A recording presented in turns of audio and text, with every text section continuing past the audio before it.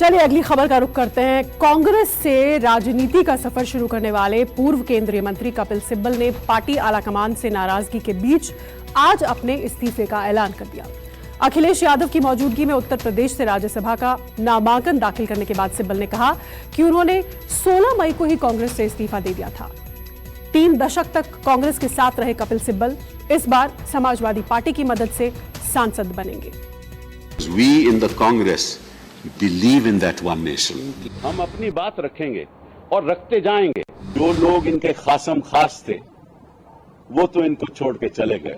क्यों पार्टी छोड़ के चले गए? कांग्रेस को हम कमजोर होते देख नहीं सकते। जो कांग्रेस को सुधारने की मुहिम चला रहे थे, जो कांग्रेस में लोकतंत्र की लड़ाई लड़ रहे थे, जो कांग्रेस को कमजोर होते नहीं देख सकते थे, वो खुद कांग्रेस को बीच मझधार में छोड़ किनारे हो लिए। नीति, सिद्धांत और दर्शन की लहरें उछालने वाले कपिल सिब्बल 2024 के चुनावी रण से पहले ही रण छोड़ हो गए, वो भी राज्यसभा की एक अदद सीट के खातिर। लोग इंडिपेंडेंट बनकर सदन में आते हैं, खासतौर पे राज्यसभा में, तो मैं समझता हूं कि एक बहुत बड़ा मौका मुझे मिला है और ये अखिलेश जी, शिवपाल जी, आजम खान साहब ने मुझे दिया है और मैं एक इंडिपेंडेंट आवाज़ सदन में उठाना चाहता हूं।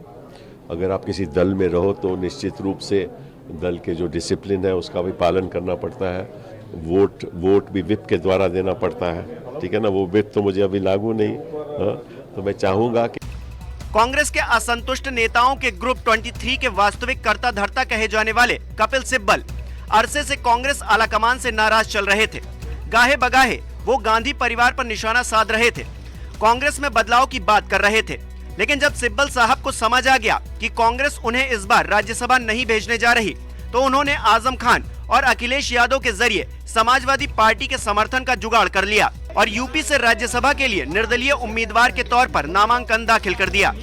मशहूर वकील होने के कारण कपिल सिब्बल की जरूरत हर किसी सियासतदान को पड़ती है, जिसमें अखिलेश यादव भी शामिल हैं। और सिब्बल की दलीलों का अदालत में कितना असर होता है, इसकी बानगी 27 महीने बाद जेल से आजम खान की रिहाई है। कपिल सिब्बल जी ने किया है, वो समाजवादी पार्टी के समर्थन से राज्यसभा में जा रहे हैं। सिब्बल जी वरिष्ठ अधिवक्ता रहे हैं, देश के जाने माने केसेस उन्होंने लड़े हैं, तो हमें उम्मीद है कि देश में जो बड़े बड़े सवाल हैं आज देश किस रास्ते पर है।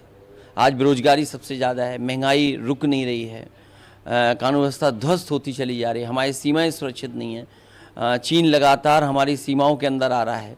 तो इन तमाम बड़े बड़े सवालों पर मुझे लगता है कपिल सिब्बल जी समाजवादी पार्टी और अपने विचारों को रख पाएंगे। कांग्रेस के साथ अपनी सियासी पारी शुरू करने वाले कपिल सिब्बल ने 1996 में कांग्रेस के टिकट पर लोकसभा का चुनाव लड़ा था। हालांकि इस चुनाव में वो हार गए, लेकिन 2 साल बाद पार्टी ने उन्हें राज्यसभा भेज दिया। कांग्रेस के जरिए सांसद और केंद्रीय मंत्री रह चुके कपिल सिब्बल को भी 3 दशक का नाता टूटने का अफसोस है, लेकिन वो कांग्रेस पर बात करने के बजाय 2024 की मोर्चेबंदी पर मुखर दिख रहे हैं।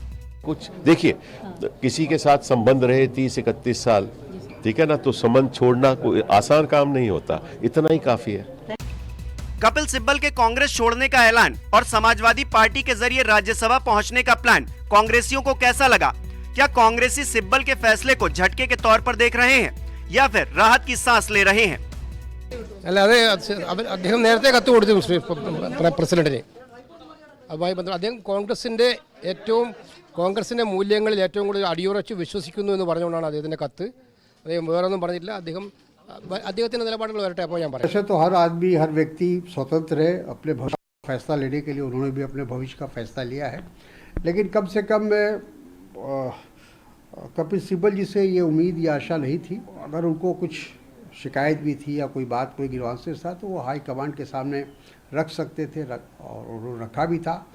तो कभी अपनी उनकी राय वो हमेशा देते रहे हैं, लेकिन इस तरह से वो पार्टी छोड़कर चले जाएंगे और सिर्फ एक राज्यसभा की सीट के लिए, ये ऐसी उम्मीद हम लोग उनसे नहीं थी।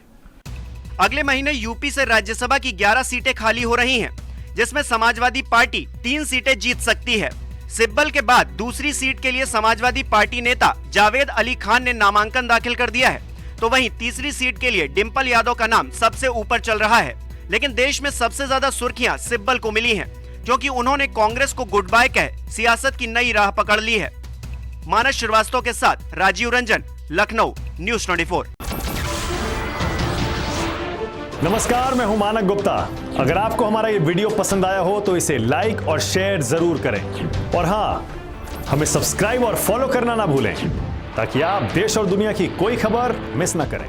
तो जुड़े रहिए हमारे साथ और देखते रहिए न्यूज 24।